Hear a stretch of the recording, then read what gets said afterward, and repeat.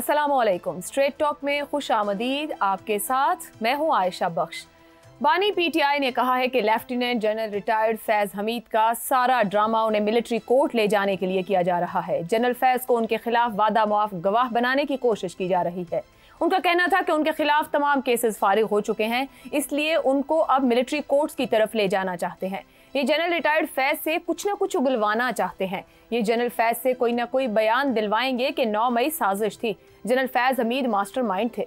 बानी पीटीआई से दिलचस्प सवाल पूछा गया कि आप हमेशा जनरल फैज़ का दिफा करते रहे हैं, अब जब वो गिरफ्तार हो गए हैं तो आपको क्यों खदशा है कि वो वादा मुआफ गवाह बन जाएंगे। इस पर इमरान खान ने जवाब दिया कि उन्हें कोई फिक्र नहीं अगर वो मेरे खिलाफ कोई गवाही देता है। मैं जनरल फैज़ हमीद की हद तक सिर्फ ये कह रहा हूँ कि वो तालिबान के साथ 3 साल तक मुज़ाकरात कर रहे थे, उनको हटाना नहीं बनता था। नवाज शरीफ से डील करके जनरल फैज़ हमीद को हटाया गया।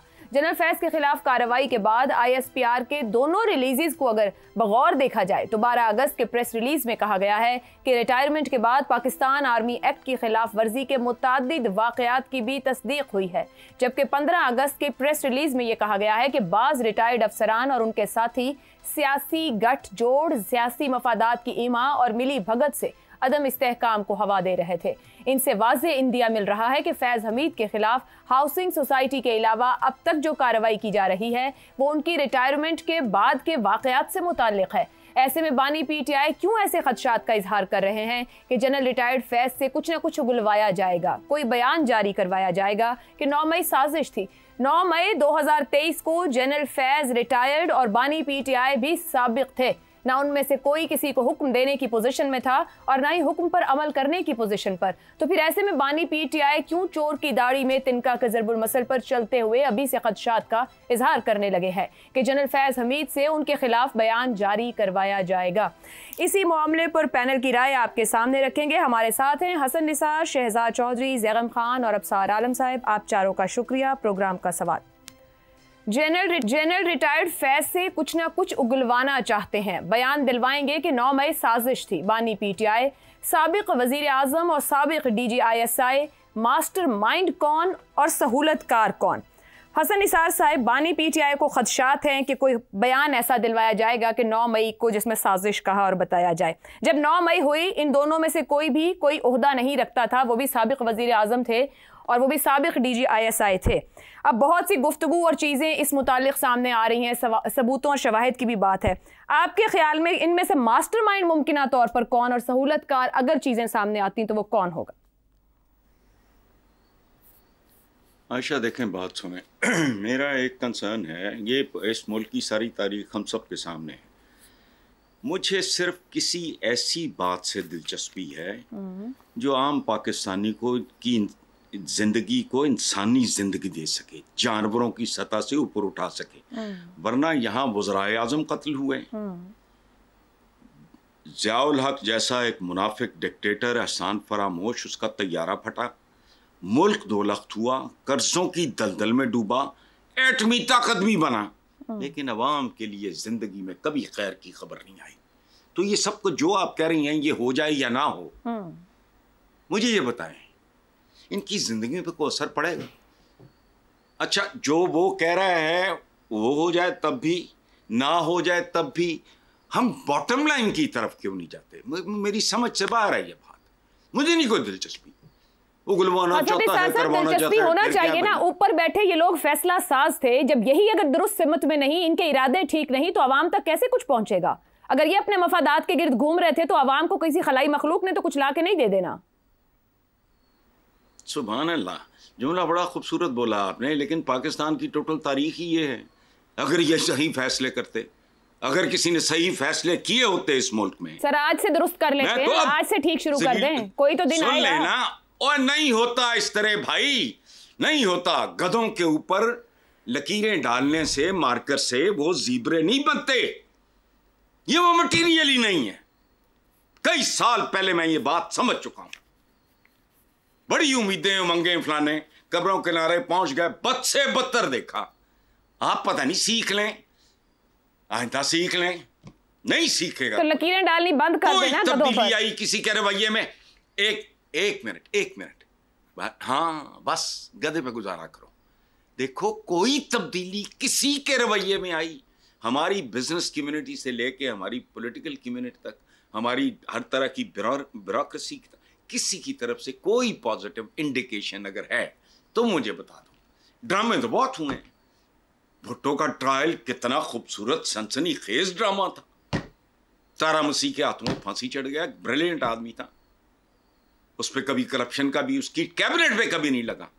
यहां खैर की खबर है ही नहीं। तो ये सारा कुछ हो जाए तो क्या है, 2 साल 4 साल बाद कोई और लोग बैठ के इसका हवाला दिया करेंगे कि भी उसका भी क्या हुआ था। कुछ भी नहीं। ठीक कह रहे हैं। हम अपनी जात के गिर्द तवाफ करने वाले लोग हैं, अपनी अपनी जातों के गिर्द तवाफ करते हैं। अच्छा, फिर ये फरमा दीजिएगा, अगर जात के गिर्द तवाफ करने वाले लोग हैं तो क्या साबिक डीजी आईएसआई अपनी जात के गिर्द तवाफ करते हुए साबिक प्राइम मिनिस्टर के खिलाफ बयान दे देंगे? उनको ऐसा लग रहा है। नहीं, मुझे क्या पता, मैं तो उस आदमी को जानता ही नहीं। इसके लिए मेटल की जरूरत है।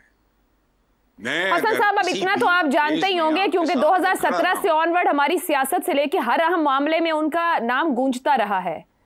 सो आपने एक तज्जिया ही देना है कि इनमें से कौन नहीं किसकी खिलाफ बयान देगा। आयशा, एक बात है कि जितना कुछ मैंने पढ़ा है या सुना है, मैं जिंदगी में कभी किसी ऐसी शख्स से नहीं मिला जिसको मुझसे मिलने की ख्वाहिश ना हो। नंबर 1, मैं नहीं जानता, देखा भी नहीं है, फासले से भी नहीं देखा।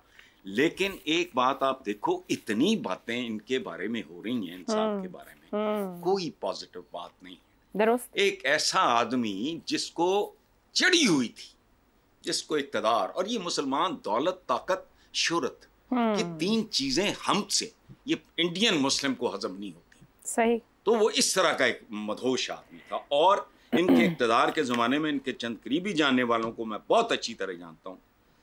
वो इनकी जो आम ज़बान थी गुफ्तगू, वो उसका जिक्र करते हैं तो मैं हैरान होता था कि अल्लाह पाक, इज़ दैट पॉसिबल? ठीक है, बाकी मैं नहीं जानता। ठीक है जी। अब सार साहब, आप तो बखूबी जानते हैं, और अभी हसन साहब ने एक जुमला कहा कि बहुत, यानी कि इख्तियार या ताकत बहुत चढ़ा हो तो चढ़ता ऐसे ही नहीं है, कहीं से बहुत कुछ दिया जाता है तो वो चढ़ता है। जनरल फैज़ किस तरह इमरान खान के खिलाफ 9 मई का बयान जारी करेंगे, जबकि वो उस वक्त डीजी आईएसआई नहीं थे, रिटायर्ड थे, ना इमरान खान वजीर आजम थे। ऐसे में जनरल फैज़ इमरान खान का कोई हुक्म मानने के पाबंद नहीं थे, इमरान खान जनरल फैज़ को कोई हुक्म नहीं दे सकते थे। क्या ऐसा कोई बयान दे के जिस खदशे का इजहार इमरान खान कर रहे हैं, जनरल फैज़ खुद को मुश्किल में नहीं डाल लेंगे? इतनी बोली आप भी नहीं है वैसे। मैं इतनी बोली हूँ, मैं तो समझने की कोशिश कर रही हूँ। नहीं ना इतनी नहीं है बात, ये नहीं है। आपने देखें आज खान साहब का एक बयान जो आपने भी जिसका जिक्र किया है कि उगलवा लेंगे, कुछ उगलवाना चाहते हैं, कुछ तो है ना जो जिसका उनको खतरा है कि उगलवा लेंगे या उगलवाना चाहते हैं। और वो जो कुछ जो है ना, वो रिटायरमेंट से पहले और बाद की बात ही नहीं है। बात यह है कि 9 मई को क्या हुआ। ठीक, ये हमलों की मैं बात नहीं कर रहा, कहाँ हुए इसकी बात नहीं कर रहा। उसका जो नुकसान हुआ वो तो हुआ। उस दौरान किसने क्या किया, किसके कहने पे क्या हुआ, बैरून मुल्क से क्या हुआ, अंदरून मुल्क से क्या हुआ। आपको पता है ना, उस वक्त आर्मी चीफ यहाँ मुल्क में नहीं थे जी। 9 मई जिस दिन हुए, बिल्कुल। उसका मकसद क्या था, क्या, और क्या कोई शख्स इतना एम्बिशियस हो सकता है कि वो रिटायरमेंट के बाद भी अपनी ख्वाहिश पे काबू ना पा सके? तो अगर इसके डांडे कहीं से मिलते हैं और अगर कहीं से कोई एविडेंस है मौजूद कि इस पे दोनों के दरमियान कोई ताल्लुक़ था, कोई अंडरस्टैंडिंग थी, ये बात हुई थी, ये मंसूबा बना था, तो फिर तो मुश्किलात पैदा होंगी ना। फिर तो मुश्किलात पैदा होंगी। किसके लिए? और उसमें ज़्यादा वक्त लगेगा नहीं, जनरल फैज़ के लिए भी और इमरान खान के लिए भी। अब बहुत सी चीज़ें सामने आ रही हैं, बहुत सी गुफ्तगू हो रही है, सिर्फ इतना साबित करना बाकी है या सबूत सामने रखना बाकी है। अगर कुछ ऐसे मामलात हैं, आपकी राय में साबिक वज़ीर आज़म और साबिक डीजी आईएसआई में से मास्टरमाइंड कौन है और फैसिलिटेटर कौन है? देखिए, मास्टरमाइंड यहाँ जो अभी हसन निसार साहब ने बात की है ना, ताकत की और दौलत की, तो हर एक को जिसको हसूल का शौक़ होगा ना, ताकत का और दौलत का, वो कहीं ना कहीं ज़रूर ठोकर खाएगा। और तीनों कर रहे थे, तीनों से मेरी मुराद है, उस पर साकिब निसार भी हैं और भी कुछ जजेज़ हैं। और आज जो सुप्रीम कोर्ट से ऑर्डर आया है कि नजमुस साकिब जो जस्टिस साकिब निसार का बेटा है, और बुशरा बीबी को नोटिस जारी किए उन्होंने ऑडियो कॉल लीक्स में, जिसमें जुल्फ़ी बुखारी कि बुशरा बीबी के साथ है और नजम साकिब की अबू ज़र चद्दर के साथ है, 1 करोड़ 20 से कम नहीं लूँगा वरना टांगे तोड़ दूंगा, जो नजम साकिब साहब फरमा रहे हैं। और मैं सोच रहा था अराइयां दा मुंडा तो टंगा तोड़ दे, बड़ी गल है यार, लेकिन वो फिर पता चला मजाक है दोस्तों में, वरना तो अराइयों के मुंडे टांगे नहीं तोड़ते, 1-20 पे मान जाते हैं। तो ये जो है ना जज, जर्नैल और सियासतदान के जित कौन है, ये है मास्टरमाइंड। मीडिया भी उसमें शामिल है और मीडिया की बारी कब आएगी? ये नेक्सस इतनी ताकत रखता था कि हम जिनके नाम ले रहे हैं और बात कर रहे हैं वो सब रिटायर्ड थे, वो कोई उस वक्त इख्तियार और ताकत नहीं रखते थे उहदों की। जी, तो ये रियासत के लिए बावजूद भी अगर कहीं ये रिकॉर्ड मौजूद हो वीडियो पे और जो मोबाइल फ़ोन की मूवमेंट से कि एक साबिक जज लाहौर से निकला, पेशावर पहुंचा, वहाँ रहा, वहाँ से निकला इस्लामाबाद पहुंचा, किससे मिला, कब मिला, कैसे मिला, क्यों मिला, उसके बाद क्या फैसला आया कोर्ट से, ठीक, बहुत कुछ आयशा बख्श, बहुत कुछ चल रहा है यहाँ पे। और इतना कुछ है कि माइंड बॉगलिंग है कि इंसान की ख्वाहिश, तलब इक़्तिदार की और ताकत की उसको कहाँ तक ले जाती है। अभी देखें, मैं पढ़ रहा था खान साहब की, आपने गुफ्तगू की बहुत सारी बातें की, आखिरी पैराग्राफ आपने नहीं पढ़ा, सबसे दिलचस्प है कि इमरान खान की गुफ्तगू के दौरान फैमिली कॉर्नर में ख़वातीन के शोर शराबा की आवाज़ें आती रहीं। फैमिली कॉर्नर से ख़वातीन के शोर शराबे पर 3 मरतबा मीडिया टॉक करते रुक गए।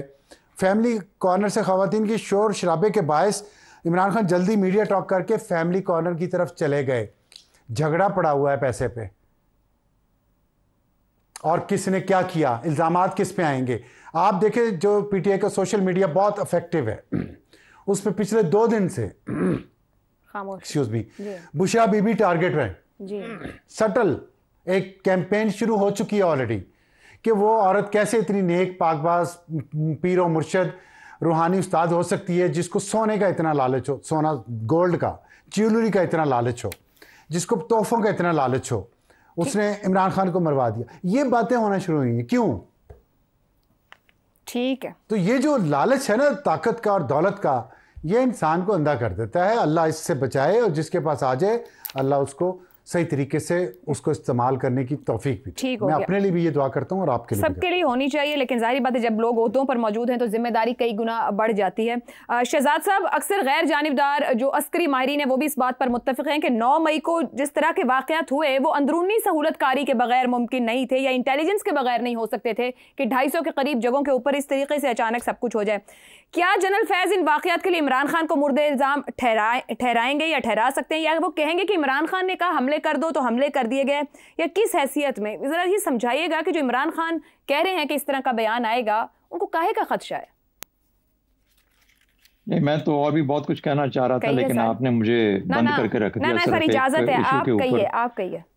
अच्छा, नहीं, मैं पहले आपके सवाल का जवाब दे दूं। देखिए, अगर तो फैज हमीद साहब ने ये प्लान किया था तो बड़े ही नालायक जर्नल, बड़े नालायक जर्नल है। इन्होंने 35 साल इस फौज में रह के ज़ाया किए। उनको आज तक अपनी फौज की समझ ही नहीं आई, अपने अवाम की समझ ही नहीं आई। याद रखें, इस मुल्क के अंदर अफवाज पाकिस्तान, मैं भी अफवाज को बिलोंग करता रहा हूँ, 33-34 साल मैंने भी सर्व किया है। जरूरी नहीं कि आपकी मर्जी का और आपका सबसे पॉपुलर और आपका सबसे कमाल का आदमी ही आपका चीफ बने, लेकिन जैसा भी चीफ बनता है, जब वो आर्मी चीफ बन जाता है या अपने सर्विस का चीफ बन जाता है, तो फिर ये एक ऐसा निज़ाम है, एक ऐसा, ये एक इल्हाक समझ लीजिए, एक इंटीग्रेशन समझ लीजिए, जिसकी जिम्मेदारी है कि मैंने इस मुल्क की खातिर, इस कौम की खातिर अपनी ड्यूटी को उसी तरह अंजाम देना है जैसे कि मेरा कोई सगा, कोई और मेरी पसंद का बंदा ऊपर बैठा हो। जो जर्नैल ये चीज समझ नहीं पाया, वो इस अफवाज के अंदर किस किस्म की दरार डालने की कोशिश कर रहा था। वो अवाम जो बाहर बैठ के, या हम जैसे लोग जो तज्जिया करते हैं, अगर वो ये समझ नहीं पाए कि इस फौज का जो कंस्ट्रक्ट है वो किस किस्म का है, तो मेरा ख्याल है बहुत बड़ी एक कमी है उनके तज्जिए के अंदर। नहीं टूटेगी ये फौज, ये मुश्किल वक्त से गुजरेगी, ये मुश्किल वक्त को समझती है और उसमें से गुजरना जानती है, लेकिन इसको समहाउ ये यकीन है इन अफवाज को कि हमारी वजह से पाकिस्तान और पाकिस्तान के लिए हम हैं।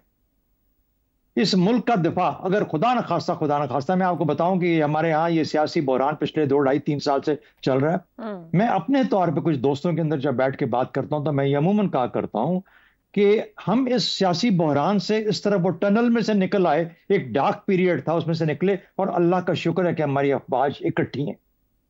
ये पाकिस्तान के लिए और इस मुल्क के लिए एक बहुत बड़ी भलाई है। खुदा ना खास्ता इस अफवाज की, इस फौज के अंदर दरार आ जाए, टूट जाए, किसी तरीके से बिखर जाए, तो हम तो किसी काम के नहीं रह जाते इस मुल्क के अंदर।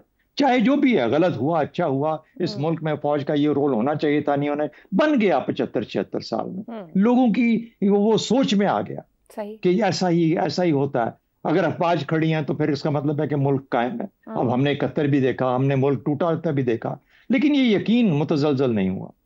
तो जो अगर फैज हमीद साहब ये नहीं समझ पाए, और अगर इमरान खान साहब अपने भोलपन में समझते थे कि वो ये करवा लेंगे, तो मैं ये कहना चाहता हूँ दोनों ही एमेचर्स थे और दोनों ही बेवकूफ़ थे, और दोनों ने एक ऐसी खेल खेली जिसमें सिर्फ पहले दिन से ही हार लिखी हुई थी। यहाँ पर तो इस बात को ख़त्म करते हैं। दूसरी बात, सियासत का देखिए, जो मैं बात करना चाह रहा था कि क्या खूबसूरत बात है, फैज हमीद पे भी इमरान खान सियासत अपनी बना रहे। फैज हमीद पे भी इमरान खान अपनी कह रहा है कि हाँ, उससे अब बयान देना, दिलवाना या ना देना तो फैज हमीद का काम है ना।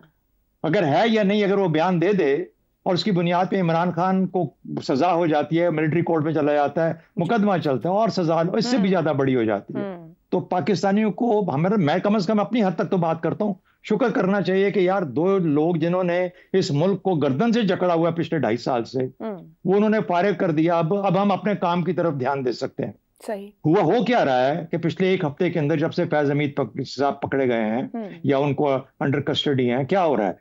हम साकिब निसार से लेके मुझे क्यों निकाला से लेके फलाने ने ये किया, फलाने ने ये किया, हम पिछले वो जो DGISI का सर्विंग पीरियड था 2016 से लेके अब तक की तमाम कहानियां दोहरा रहे हैं। हम कहते हैं कि ये क्यों नहीं जकड़ रहे? सियासत को एक खुल के खेलने का, खुल के अपने हदफ की तरफ निशाने मारने का आपने मौका दे दिया। हमने मौका, ठीक है, कर लें, ये भी कर लें, होता आया ये भी कर लें, लेकिन खुदारा जब ये हो जाए, अल्लाह करे कि मैं कहता हूँ ये फैज हमीद ने बयान देना है, नहीं देना है तो दे, नहीं देना तो ना दे, लेकिन किसी तरफ ये बात लगे। इमरान खान भी चुप करके बैठे, फैज हमीद भी एक हिस्ट्री बने जिस तरीके से उसको बनना चाहिए, और उसके बाद ये मुल्क के लोग और मुल्क के अवाम अपने मुस्तकबिल की तरफ देखें, बजाय इसके कि इन चीजों की तरफ देखें। दुरुस्त हो गया। ज़ैगम साहब, अगर जनरल फैज ने इमरान खान को 9 मई का जिम्मेदार करार दे दिया, और जवाब में अगर इमरान खान ने ये कह दिया कि रास्ता फैज हमीद ने दिखाया जिस तरह वो बढ़े, तो फिर किसको सच्चा और किसको झूठा जाना जा सकता है? देखिए, जिम्मेदारी तो उसको उठानी पड़ेगी जिसकी जिम्मेदारी साबित होगी। अगर जिम्मेदारी फैज साहब की साबित होती है तो फिर फैज साहब कसूरवार होंगे। अगर इमरान खान की जिम्मेदारी होती है तो फिर इमरान खान खुद कसूरवार होंगे। लेकिन इमरान खान साहब का ये कहना कि फैज़ हमीद साहब को, जो ISI के साबिक सरबराह है, जो 3 स्टार जनरल थे, जिन्होंने 2 कोर कमांड्स की हैं, उन्हें इस तरह से बात उगलवाई जा सकती है, इस तरह से प्रेस कॉन्फ्रेंस कराई जा सकती है जिस तरह के PTI के MNAs, इलेक्टेबल MNAs और इलेक्टेबल MPAs से कराई गई थी। तो this will be a tall order. खुद PTI के सैकड़ों कारकुनान ने प्रेस कॉन्फ्रेंस की बात नहीं मानी। सैकड़ों कारकुनान हैं, दर्जनों लीडर्स हैं PTI के जो डट गए और आज तक PTI के साथ खड़े हैं। तो क्या ISI का साबिक सरबराह इतना ही कमज़ोर है कि इतनी आसानी से वो सब कुछ मान लेगा, वो प्रेस कॉन्फ्रेंस कर देगा, वो बयान दे देगा जिस बयान के उसके अपने लिए भी मुज़मरात होंगे? देखिए, इदारे ने, फ़ौज ने 1 साल से ज़्यादा इंतज़ार किया। 1 साल तक तफ्तीश करते रहे होंगे, सबूत इकट्ठे किए होंगे। अब सबूत सामने रखे जाएंगे, अगर कोई सबूत हैं तो फिर ऑप्शंस दी जाएंगी कि ये आपके ख़िलाफ़ सबूत हैं। उन सबूतों को किस तरीके से, अगर कोई सबूत है तो फैज़ हमीद साहब रिएक्ट करते हैं, ये फिर उनका फ़ैसला होगा। फ़ौज में इतने एक अहम आदमी के साथ ज़ोर ज़बरदस्ती करके, बग़ैर सबूतों के, उसको कन्फेशन करके सज़ा देना, इसके रिपरकशंस क्या हैं? ज़ैगम साहब, क़तः कलामी की माजरत, ऊपर जो गुफ्तगू मैं कंक्लूड करते हुए आपसे एक बात पूछना चाहूँगी। जो कुछ सामने आ रहा है अब, इस्लामाबाद से जो खबरें हैं, जो चीज़ें, साबिक जज, साबिक जर्नैल, साबिक वज़ीर आज़म, क्या ये ताकत और इख्तियार रखते थे कि रियासत के खिलाफ इस तरह की, अगर 9 मई हुआ और अगर इनके नाम वहाँ मौजूद हैं, कि ये साजिश होती? क्या साबित करता है कि हमारी अकाउंटेबिलिटी, हमारा इंसाफ फेलियर हो चुका है, तस्लीम करके फिर कोर्स करेक्शन होगी? देखिए, बिल्कुल फेल हो चुका है। हमारा निज़ाम इंसाफ तो जगह जगह पे फेल हो चुका है, इसमें तो कोई शक ही नहीं है। 9 मई के वाक़यात जिस लेवल के भी वाक़यात थे, उनका होना यह साबित करता है कि हमारा निज़ाम इंसाफ नाकाम हो चुका है, क्योंकि पाकिस्तान की 75 साल की तारीख में कभी बलवाइयों को अकाउंटेबल नहीं बनाया गया। क्या कुछ नहीं हुआ, एक एक बलवे में और लाडलों के बलवे में दर्जनों लोग जो हैं वो मारे गए हैं। अरबों, सैकड़ों अरबों की प्रॉपर्टीज जो हैं वो बर्बाद हुई हैं। बार बार हुआ है। कब किसी को अकाउंटेबल बनाया गया? अगर अकाउंटेबल बनाया जाता, तहकीक तो उस वक्त भी आती रही, क्लिप्स तो उस वक्त भी मौजूद हैं, उस वक्त भी तफ्तीश की जा सकती थी। अगर किया जाता तो कभी 9 मई का वाकया होता ही ना। 9 मई के वाकये का होना यह साबित करता है कि इससे पहले हमारा निज़ाम इंसाफ नाकाम हो। अभी आप देखिए, प्रोसिक्यूशन को देखिए, इन 9 मई के वाकयात को देखिए, उसके सियासी इस्तेमाल को देखिए कि पीटीआई के लोग जो हैं वो 6-6 जगह पे मौजूद था, एक एक लीडर। इतनी अनसीरियसनेस। बिल्कुल ठीक। अगर 9 मई सीरियस है, जो मैं समझता हूं बहुत एक सीरियस इंसिडेंस है, बिल्कुल सही, तो क्या उसका इस तरीके से सियासी इस्तेमाल होना चाहिए? दुरुस्त हो गया। इस तरीके से एफआईआर कटनी चाहिए थी। ठीक है ज़रा, इस तरीके से प्रोसिक्यूशन होनी चाहिए थी। दुरुस्त हो गया, बिल्कुल दुरुस्त हो गया। क्योंकि संजीदा मामलात को संजीदगी से लेना चाहिए, गदला नहीं किया जाना चाहिए। आगे बढ़ने का तरीका और रास्ता एक ही है, गलती को तस्लीम किया जाए, गलत को सजा मिले तो ही आगे बढ़ना मुमकिन हो पाता है। एक ब्रेक लेते हैं, ब्रेक से वापस आएंगे तो बात करेंगे कि हुकूमत की तरफ से, पंजाब हुकूमत की तरफ से रिलीफ पर भी तनकीद हो रही है, क्यों? इस ब्रेक के बाद।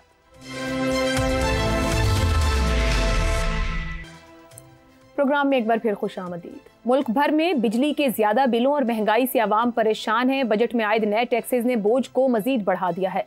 मुस्लिम लीग नून के सदर नवाज शरीफ ने वजीर आला पंजाब के हमरा प्रेस कॉन्फ्रेंस में पंजाब भर में 200 से 500 यूनिट तक बिजली इस्तेमाल करने वाले सारिफीन को फी यूनिट 14 रुपए का रिलीफ दिया, जो अगस्त और सितंबर यानी 2 माह के बिलों में फराहम किया जाएगा।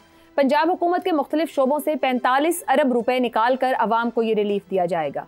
एक तरफ वजीर आजम शहबाज शरीफ ने पंजाब हुकूमत के इस इक़दाम को सराहा है, तो दूसरी तरफ दीगर सूबों और सियासी जमातों की जानिब से इस पर भरपूर तनकीद की जा रही है।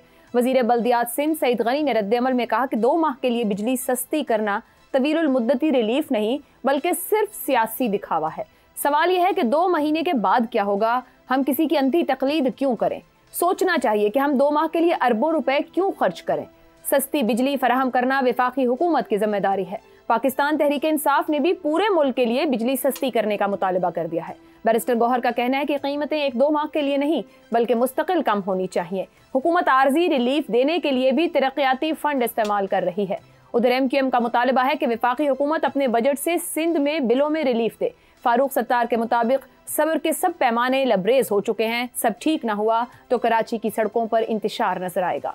अमीर जमात इस्लामी ने भी पूरे मुल्क के लिए बिजली की कीमतों में कमी का मुतालबा किया है। हाफिज नईमुर रहमान कहते हैं कि बादशाह सलामत नमूदार हुए, साहिबजादी को साथ बिठाया और कमी का ऐलान कर दिया। ये बादशाही निज़ाम नहीं चलेगा। KP हुकूमत के मुशीर खजाना के मुताबिक पाकिस्तान के वसाइल का 51% पंजाब को मिलता है। अगर 45 अरब रुपए अवाम के पैसे ही अवाम को दे रहे हैं, इसमें कोई बड़ी डील नहीं। सदर अवामी नेशनल पार्टी अमल वली खान का कहना है कि सस्ती बिजली KP पैदा कर रहा है, लेकिन रिलीफ पंजाब में दिया जा रहा है। अगर बिजली के नरखों में कमी ना की गई तो इस्लामाबाद का रुख करेंगे और धरना देंगे। बिजली के जायद बिलों से पूरा मुल्क ही परेशान है। एक सूबे ने वक्ती रिलीफ का ऐलान भी कर दिया, मगर सवाल यह है कि क्या दीगर सूबे भी इसकी तकलीद करेंगे या फिलहाल सिर्फ तनकीद से ही काम चलाया जाएगा? पैनल के लिए इसी पर सवाल रखते हैं, जानने की कोशिश करते हैं कि तरीका दुरुस्त है। पंजाब में 45 अरब का वक्ती रिलीफ, 2 माह के लिए बिजली 14 रुपए फी यूनिट सस्ती, दीगर सूबों और सियासी जमातों की शदीद तनकीद। क्या तनकीद दुरुस्त है या तकलीद करनी चाहिए? जैगम साहब, अब ये कहा जाए किसी का बिल कम आए तो वाकई दूसरे को तो चुभता है, अगर यूनिट किसी को सस्ता मिलेगा तो पसंद किसी को भी नहीं आएगा। अब पंजाब हुकूमत का फैसला, इसकी तकलीद होनी चाहिए, जो सूबे और सियासी जमातें तनकीद कर रही हैं वो दुरुस्त है? देखिए, तनकीद तो नहीं होनी चाहिए। वो शायर ने कहा है ना कि रब का शुक्र अदा कर भाई जिसने PMLN बनाई। जितनी बिजली की ज़रूरत थी उससे 3 गुना पैदा कर ली। हर बिजली का कंज्यूमर हर यूनिट में 19 रुपए इजाफी उस इजाफी बिजली के दे रहा है जो इस्तेमाल ही नहीं हो रही। उन बंद पावर स्टेशंस के दे रहा है जो लगा दिए गए हैं बिला ज़रूरत, 19 रुपए फी यूनिट हर कंज्यूमर। अब सवाल यह है कि क्या इस मसले का हल सब्सिडी देना है? क्या सूबे अपने वसाइल सब्सिडी पर झोंक दें तो ये मसला हल हो जाएगा? क्या वो हल कर सकते हैं? ये पैसे कहाँ से आएंगे? क्या मुल्क के वसाइल और ख़ास तौर पे सूबों के वसाइल इस बात की इजाज़त देते हैं? क्या ये दुरुस्त सब्सिडी है? क्योंकि टारगेटेड और अनटारगेटेड सब्सिडी में जो फ़र्क होता है, इस पे तो कोई मईशत दानों में फ़र्क ही नहीं है, इख्तलाफ ही नहीं है। मसलन 500 यूनिट वाले को सब्सिडी देना, 500 यूनिट वाला वो होता है जिसके घर में एसी होता है, रेफ्रिजरेटर होता है, वॉशिंग मशीन होती है। क्या वो इतना गरीब होता है कि हुकूमत उसे सब्सिडी दे? ऐसे सूबे में जहां 1.5 करोड़ बच्चे बाहर फिर रहे हैं, वालदैन के पास स्कूलों में भेजने की फीस नहीं है, लोगों के पास एंटीबायोटिक की डिस्प्रिन के पैसे नहीं है, किसानों के साथ जो हशर हुआ वो अपनी जेवर, अपने साइकिल, अपने मोटरसाइकिल बेच रहे हैं, जहां पे मजदूर मफलूकुल हाल है, मिलियंस में लोग जो हैं भूखे सो रहे हैं, वहां 500 यूनिट वाले को सब्सिडी दी जाएगी कि तुम आसानी से, आराम से ये 2 महीने जो है अपना एसी चला लो। क्या ये विजन होता है? ये मियां नवाज शरीफ की सियासत की आखिरी हिचकियां हैं। अच्छा, उनका जो एम है वो बड़ा क्लियर है, बड़ा वाज़ेह है। आपको याद है, मैं सिलेक्शन से पहले से कह रहा हूं, ठीक, वो वाहिद ये है कि वो अपने तख्त व ताज को अपनी बेटी तक मुंतकिल करें। ठीक हो गया ज़रा साहब। अपनी जो विरासत है उसको महफूज बनाएं, ये उनका मकसद है, इसी के लिए वो कर रहे हैं, इसी के लिए ये चीजें कर रहे हैं। मरकज में भी उनकी हुकूमत है, रिफॉर्म का प्लान कहाँ है? रिफॉर्म की तरफ जाएं, तनकीद भी नहीं होनी चाहिए, तकलीफ भी नहीं, रिफॉर्म। ठीक हो गया जी, ठीक हो गया साहब। अबसार साहब, 85 घंटे चलने वाले IPPs को 49 अरब की अदायगी, बिजली कंपनियों के मुलाजमीन को सालाना 15 अरब की मुफ्त बिजली, सालाना 500 अरब की बिजली चोरी, डिस्को कारकर्दगी बेहतर नहीं हो रही, ये वजीर आजम साहब फरमा रहे हैं। अगर ये लूप होल्स खत्म कर लिए जाएं तो ये मुस्तकिल रिलीफ देना ना आसान हो जाए।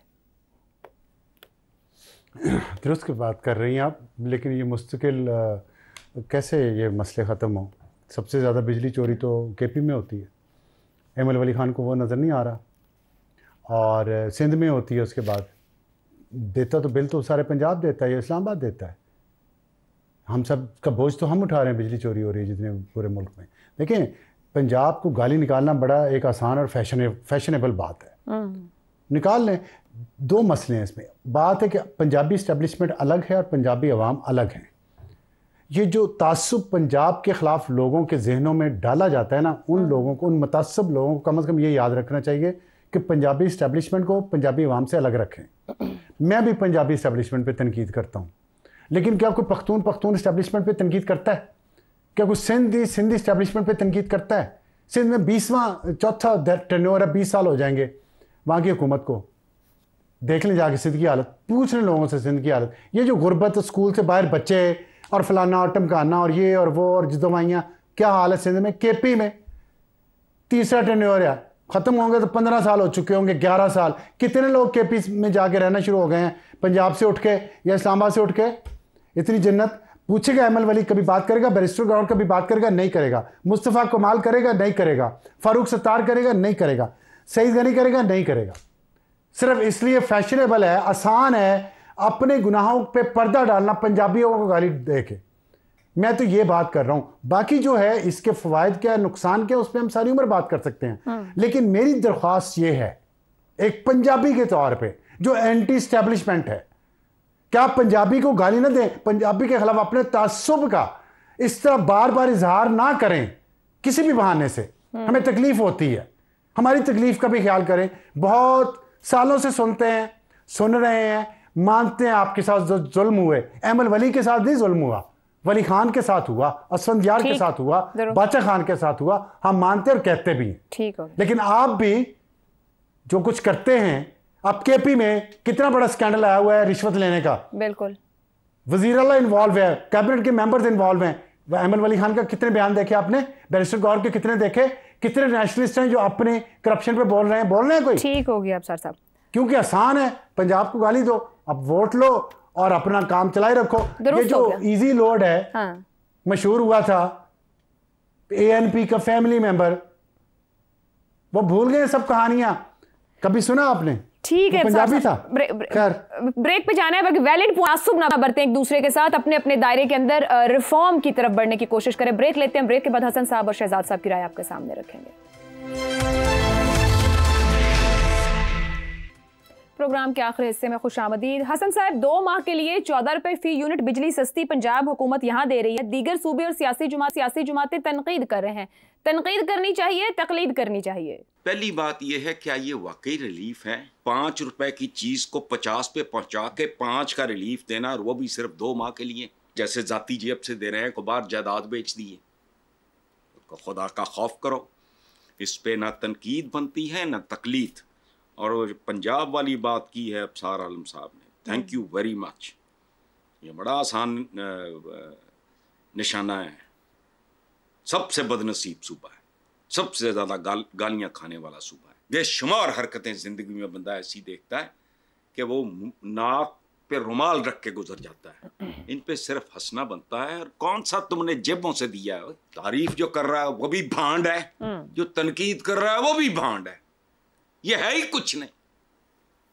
ठीक है, ये दायरे का सफर है। ठीक है शहजाद साहब, IPP से लेके डिस्कोस की चोरी रोकने से लेके सालाना जो दिए जाते हैं कोई 600 अरब से ज़्यादा के वो हैं।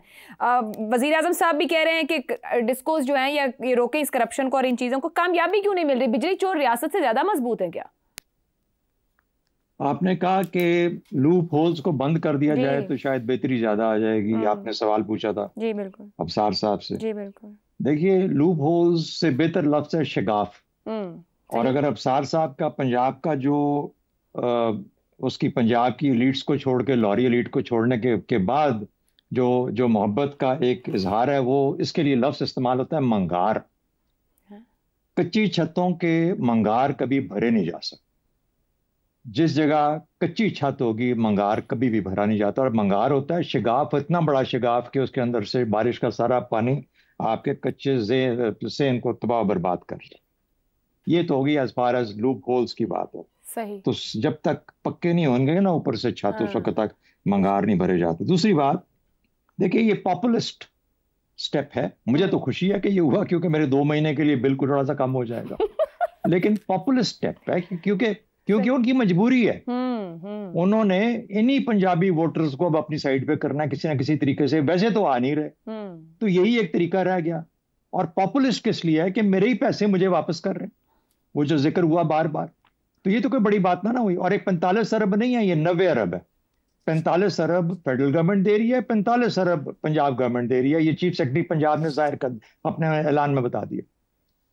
और फाइनली एक और बात, जब आप इतनी बड़ी यानी आप स्ट्रक्चरल रिफॉर्म नहीं करते, आप पॉपुलिस्ट कोई काम करते हैं, तो वो तो फिर एक ऐसे ना फोड़े के ऊपर आपने पट्टी बांध दी।